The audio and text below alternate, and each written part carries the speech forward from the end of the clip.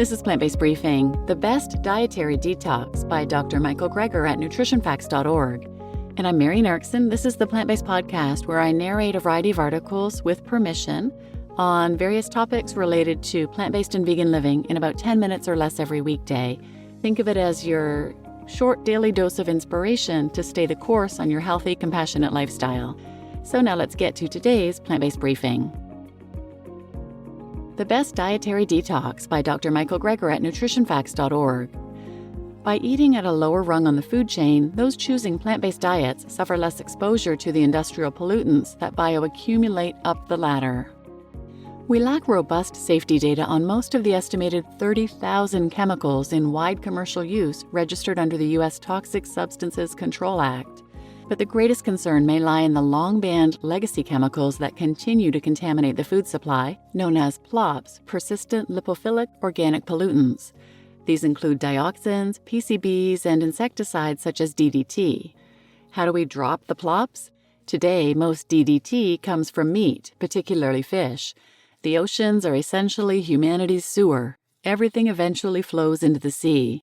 Hexachlorobenzene is another banned pesticide that may be carcinogenic, but is more evenly spread among animal food sources, whereas PCBs are also mostly a fish thing. PCBs are a different set of banned chemicals, once widely used as insulating fluid in electrical equipment. A study of more than 12,000 food and feed samples across 18 countries found that the highest PCB contamination was found in fish and fish oil, followed by eggs, then dairy, then other meats. Salmon may have the highest concentration, with farm-raised salmon having consistently higher contaminant levels than wild-caught, followed by canned tuna. But since people don't tend to eat a lot of fish, other meat may be the largest exposure for most people. The lowest contamination was found at the bottom of the food chain in plants, which can average 7 to 20 times fewer overall PCB and dioxin-like chemicals compared to ocean or freshwater fish. That's one of the advantages to eating more plant-based in the modern world. By eating from the lowest rung of the food chain, we suffer less exposure to the industrial pollutants that bioaccumulate up the ladder. Every year in the United States, billions of pounds of slaughterhouse byproducts are produced, the vast majority of which are fed right back to the farm animals, particularly chickens, which can recycle toxic heavy metals and industrial chemicals back into the food supply. Lead builds up in bones, and mercury attaches to the protein, which is why egg whites can have 4 times more mercury than do yolks. Most of the lead in the bone meal passes right through the animals into their waste, but then producers can take that waste, cow, pig, and chicken feces, and feed it back to the animals again. So you can see how the levels of contaminants might build up in their bodies, even when the animals themselves may be natural herbivores. Lower pollutant levels may help explain why those eating plant-based appear to be less likely to develop all forms of cancer combined, but their role in longevity is unknown. Heavy metals such as lead appear to accelerate human aging, and most population studies have suggested a strong association between exposure to higher levels of environmental pollutants and shorter telomeres. However, only a few have been found to be significantly related to premature death. One such contaminant is the long-banned pesticide beta-hexachlorocyclohexane. Higher levels in the blood correlate with higher all-cause mortality. A study of the breast milk from 2 sisters with different dietary habits offered a clue on a way to lower exposure. The levels of beta-hexachlorocyclohexane, as well as PCBs, DDT, and another banned pesticide, dieldrin, were much lower in the breast milk from the vegetarian mother than the milk of her sister, who was also breastfeeding at the time, but included meat in her diet. Studies of the pollutants in breast milk of vegetarians dating back over 30 years have found the average levels of some pollutants were 50 to 100 times lower in the vegetarians compared to the national average. In fact, for 6 out of 7 pollutants they looked at, there wasn't even an overlap in the range of scores. The highest vegetarian value was lower than the lowest value obtained in the general population. Chlorinated PCBs have also been associated with increased mortality risk, suggesting that we should minimize exposure, which basically means a reduction in animal fats. The blood of those eating strictly plant-based diets were found to be significantly less polluted regarding a whole series of PCBs, including those found in the study to be associated with increased mortality, but their lower levels of beta-hexachlorocyclohexane did not reach statistical significance. Those eating plant-based diets have also been found to have markedly lower levels of dioxins in their bodies, as well as decreased contamination with flame-retardant chemical pollutants known as PBDEs.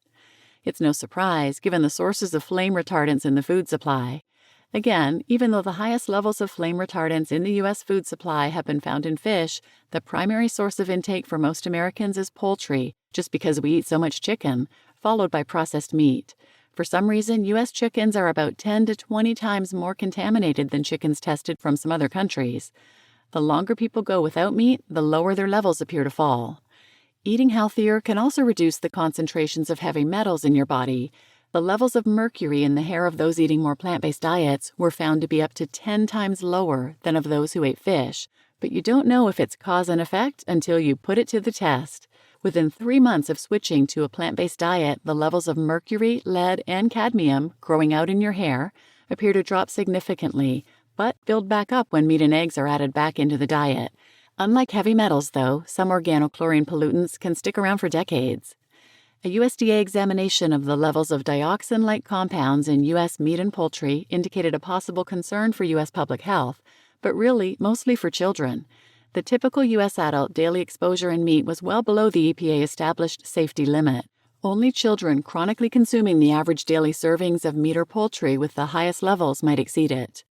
Taking all 33 chemical pollutants in meat shown to be potentially carcinogenic into account, some European toxicologists suggest limiting children's consumption of beef, pork, and chicken to a combined total of no more than 5 servings a month. So an average of no more than 1 serving of meat every 6 days or so. In Europe, lamb is the most contaminated, and the recommendation calls for adults to eat no more than a single serving every 4 or 5 months. Surprisingly, as I explored in a previous video, the consumption of organic meat does not seem to diminish the cancer-causing potential associated with the plops in meat. All samples were found to be contaminated, with minimal differences between meat raised organic versus conventional. What can we do to reduce exposure? Eat high-fiber foods, as fiber can bind to some of the contaminants and flush them out of the body. And exercise, as blood levels of persistent pollutants have been found to be lower among physically active individuals, perhaps due to sweating, or due to a potential boost in detoxing enzymes, or increased clearance through the bile, at least in rats. Given current contamination levels, meat consumption in general should be significantly modified downward as much and as soon as possible. Though until then, consumers can reduce exposures to dioxins and dioxin-like compounds like PCBs by trimming fat when preparing meat and further trim and thoroughly drain fat after cooking.